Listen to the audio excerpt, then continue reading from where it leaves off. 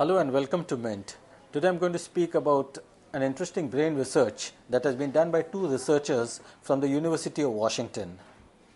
What is unique about this particular project is that while earlier research has been done on the brains of rats, when rats have communicated with rats, humans have communicated with rats, monkeys have communicated with other monkeys over almost 1,000-mile area.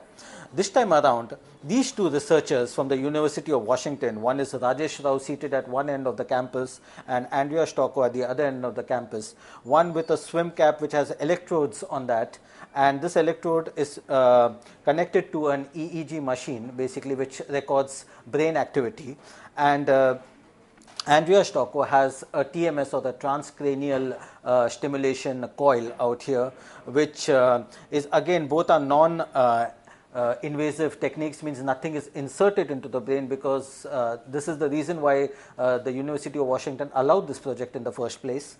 And if you see, both of them were playing a simple video game.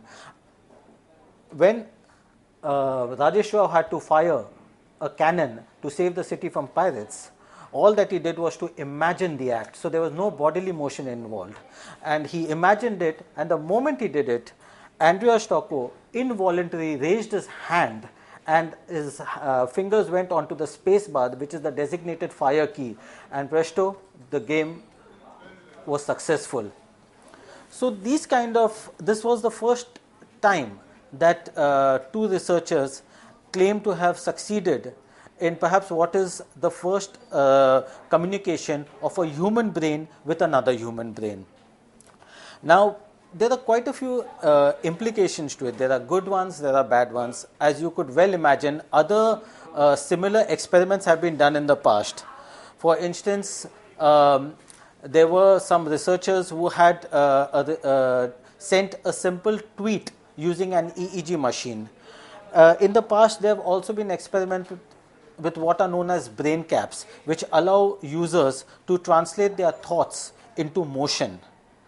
Now, these could have plenty of implications from the point of view that they could be used by a dictator to brainwash an entire generation. But there could be a lot of good also from it.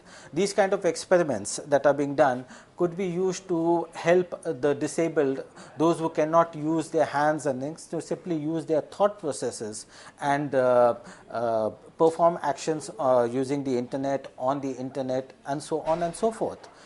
In fact, actually, brain research has evolved to such an extent that, say, about 3 years back, there was a professor whose name is Ken Hayworth.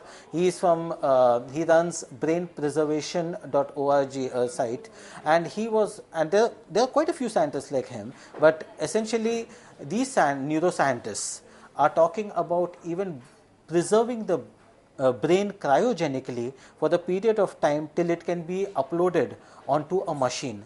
So, in other words, your brain with your memories can be uploaded onto a robotic skeleton and you could perhaps live forever. Wow, this looks like sci fiction, but it may come true, and sooner than you know.